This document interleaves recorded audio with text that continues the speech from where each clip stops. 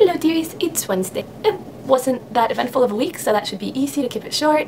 On Thursday I met all of the staff for Slusher, the rest of the staff, so that was really exciting. Everyone seems super nice. I'm really excited to work with all of them next year. And then a couple of days later, my friend Zach, who lives in Slusher, gave me a tour of the whole building and the public facilities and what the rooms look like. I actually got to look at the 6th floor RA room. She was like, her door was open and she was actually moving stuff out of the room, and she was like, oh yeah, go in and look at it.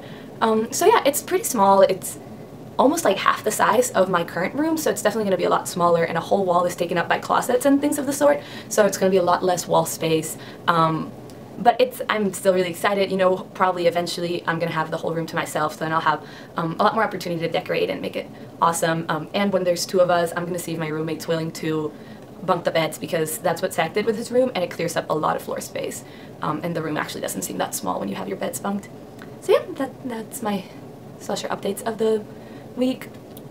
Then the weekend was nice and relaxed. On Friday, Shira and I went to Christiansburg, did some shopping, worked out until midnight, and then we watched Buffy the Vampire Slayer for a couple of hours, and Shira was hilarious. She was terrified. She had to get up and she was like, oh yeah, tell me when that part's over. I'm just gonna look at your dresses over here or something. And I was just really amused because it's like a 90s show, and she was terrified. And then on Saturday night, it was Adam's birthday, so we went down and we were gonna go to a party. Well, Sunday was Adam's birthday, so we were gonna go to a party, but we ended up walking back around midnight. We didn't even really go into the party at all. We just walked around a bunch.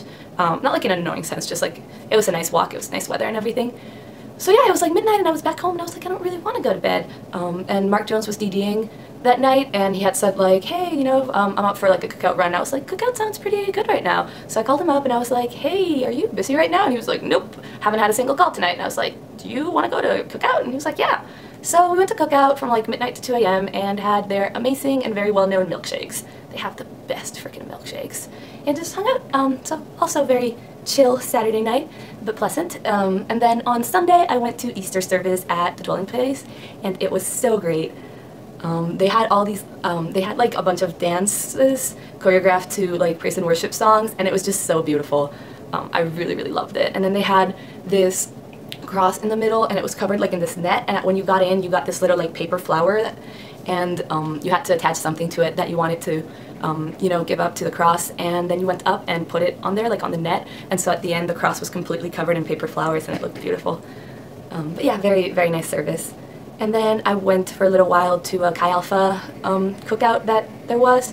And Sunday night I ended up pulling an all-nighter for no real reason. I didn't have anything due the next day, but I had a bunch of stuff that I really needed to get ahead on because it was due later this week. So by the time I realized, I was in the study lounge and Meg was doing her work and I was doing mine. I was like, holy crap, it's 5 a.m. already. And Meg was pulling an all-nighter, so she was like, dude, don't go to bed. It's not even worth it. You're gonna be more tired. So she pretty much convinced me to just not go to bed. And we ended up just being retarded for a really long time instead of doing work out of that night. But there's a video of that up that is very silly and sleep deprived. Also, that was when I was introduced to Cat Paint, the awesomest app that I've found lately, and then I spent the next sleep deprived day putting cats on pictures. I had the greatest day on Monday. I thought I was gonna be all I realized around 6 a.m. I was like, holy crap, today's but Mondays are busy days, and then today's an extra busy Monday. I was like, this is the worst choice I've made. Why the heck did I pull an all-nighter tonight of any other night? But I had so much stuff to do. I had this big presentation that's a big part of my class grade for leadership, and I had all these other things going till 11, and I was great. I was feeling great all day. So yeah, that was a good surprise. And then yesterday there was a Titanic themed dinner in Schultz, which is the dining hall that's in the upper quad where the Corps of Cadets usually eats most of their meals. And most of us usually don't really go there, so it was the first time I ever went to Schultz, and the dinner was awesome. They went all out. They had the walls covered in these paintings, or you know, this fabric with paintings of the deck on both sides, and then you could see the iceberg and the stars and everything. And then they had the little jet out with, not jet out, you know what I mean, the front of the boat was kind of protruding from the wall. And all of the tables had beautiful tablecloths. The food was amazing. They based it on recipes of food that was actually served on the Titanic, and so it'd say what it was, and then underneath it would say whether it was served to first, second, or third class.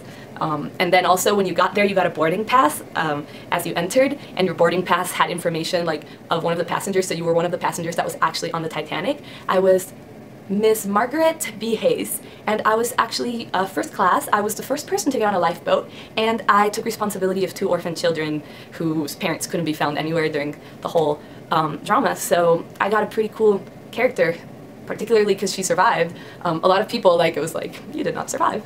Unfortunate.